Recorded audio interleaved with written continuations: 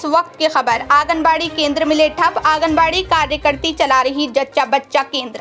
आंगनबाड़ी कार्यकर्ती कर रही नौनिहालों के भविष्य से खिलवाड़। मुरादाबाद जनपद के विकासखंड डिलारी की ग्राम पंचायत गुलडिया माफी में आंगनबाड़ी केंद्र मिले ठप। एक तरफ तो सरकार शिक्षा के लिए काफी मात्रा में धनराशि खर्च करके देश के नन्हे मुन्ने नौनिहालों का भविष्य सुधारने में लगी है और आंगनबाड़ी कार्यकर्तियों के माध्यम से 3 से 6 वर्ष के नौनिहालों को शिक्षा देने का प्रावधान है। वहीं दूसरी ओर देखा जाए तो आंगनबाड़ी कार्यकर्ती स्कूल में आकर अपने निजी फायदे के लिए जच्चा बच्चा केंद्र चलाने में व्यस्त हैं, जिसके चलते नन्हे मुन्ने नौनिहालों का भविष्य खराब होता नजर आ रहा है। कुछ पत्रकार जब स्कूल पहुंचे तो पाया कि प्राथमिक विद्यालय के बच्चे तो शिक्षा प्राप्त कर रहे हैं, लेकिन आंगनबाड़ी कार्यकर्ती अपने घर आराम करती नजर आईं। वही शिक्षक और ग्रामीणों ने बताया कि यहाँ की आंगनबाड़ी कार्यकर्ती सुकलेश कुमारी अपना जच्चा बच्चा केंद्र डिलारी में चलाती हैं। वो स्कूल नहीं आती, जिसके चलते नन्हे मुन्ने बच्चे गली मोहल्लों में खेलते मिलेंगे। आखिर बच्चे गली मोहल्लों में क्यों ना खेलें, जब उनकी मेम साहब उन्हें पढ़ाने के लिए स्कूल नहीं आती, वो तो अपना जच्चा बच्चा केंद्र चलाने में व्यस्त हैं।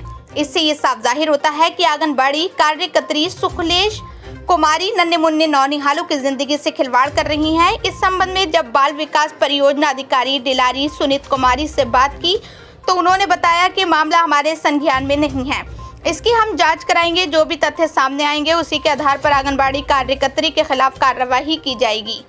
अब देखना ये होगा कि आंगनबाड़ी कार्यकर्ती स्कूल आकर नन्हे मुन्ने नौनिहालों का भविष्य सुधारती हैं या यूं ही अपना जच्चा बच्चा केंद्र चलाकर अपना निजी फायदा कमाती रहेंगी और नन्हे मुन्ने नौनिहालों का भविष्य खराब करती रहेंगी। मैडम क्या नाम है आपका और किस पद पर कार्यरत है? सुनीत कुमारी नाम है, इंचार्ज सीडीपीओ का चार्ज है। वैसे तो मैं मुख्य सेविका हूँ। कौन सा बिल आ रहे हैं? डिलारी। अच्छा मैडम, आंगनबाड़ी जो कार्यकर्ती है उनका क्या क्या कार्य होता है? अरे उनके बहुत सारे कार्य होते हैं, जैसे टीकाकरण करवाना और गर्भवती धात्रियों को, 7 माह से 3 वर्ष के बच्चों को, लाभार्थियों को, 3 से 6 वाले बच्चों को लाभान्वित करना, टीकाकरण करवाना। अब इस समय संचारी का रोग चल रहा और बीएसपीएम चल रहा, आयरन की दवा भी पिलवा रही हैं बुला करके, केंद्रों पे जा करके और घर घर जाके विजिट कर रही हैं। और अब इतना समय है कि बीएलओ की भी ड्यूटी कर रही हैं वो। अच्छा, जैसे जिस तरह से स्कूल का टाइम क्या होता है इनका 8 से 12 होता है, उसके बाद गृह भ्रमण होता है। 8 से 12 डेली होता है जी। और कोई आंगनबाड़ी कार्यकर्ती स्कूल पे नहीं जाती है, नहीं पाई जाती है तो उनका क्या है?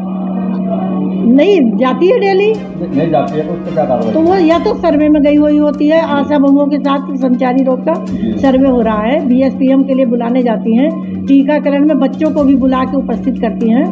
यदि सर्वे में भी ना जाए और आपने स्कूल पे भी ना जाए तो क्या तो उनके खिलाफ कार्रवाई की जाएगी। किस तरह की कार्रवाई की जाएगी उनके खिलाफ? उनको नोटिस दिया जाएगा कि किस कारण से आप केंद्र पर नहीं थी, अनुपस्थित पाई गई।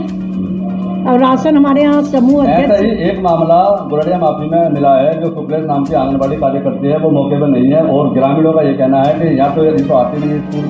इसमें आप क्या कहेंगे? आज सुबह हमारे कार्यालय में आई थी वो, क्योंकि हमारे यहाँ मानदेय संबंधित जो रजिस्टर वो है डेटा वो अपडेट नहीं है। उसमें पहले तो जन्म तिथि में कुछ और था, जन्म तिथि आधार तो पहले वैसे बन जाया करते थे, तो आधार में जन्म तिथि संशोधित करवाने के लिए हम लोगों को आदेश मिला है। स्कूल के शिक्षकों द्वारा ये बताया गया है कि आंगनबाड़ी कार्यकर्ती यहाँ आती नहीं है। ऐसी बात नहीं है, ऐसी बात नहीं है। आप तो उपस्थित नहीं थी वो?